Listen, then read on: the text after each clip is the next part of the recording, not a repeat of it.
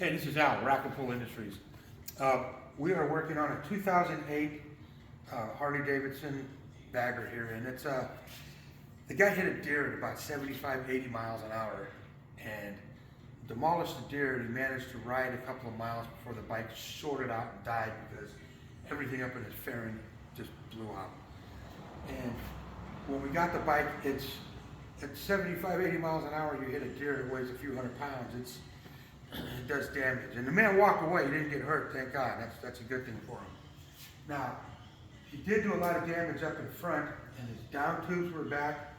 The whole thing was not just swung over beyond the well, over to the right,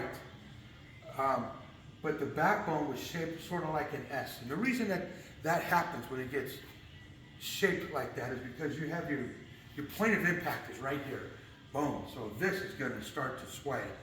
But then you have your secondary damage, which is inertia from the back wheel. So this wheel is spinning. Keep in mind the bike weighs 800 pounds and it's blasting forward and there's friction on the ground. And when you make an impact at 75, 80 miles an hour, that may stop up in front, but this is going to still keep going. And this is the weakest part up here, and this is where it turns to an S. So we had to get that little S out of here with a forward pull, and a little bit of dead blow action with the dead blow hammer. We got that squared away. We got it all dialed in. The frame is dead nuts perfect now. And we just did the alignment, and now he can take it home and finish putting it together, get all the deer shit and all the crap off of it. It's pretty bad right now.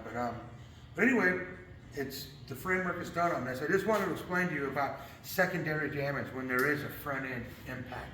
It's not just the front end that gets hit, there's secondary damage in the rear as well. So we got this thing all dialed in, we got the alignment done, we have everything ready to go. We just got to put it together, and actually we're going to put it all together for him. He's going to ride it home.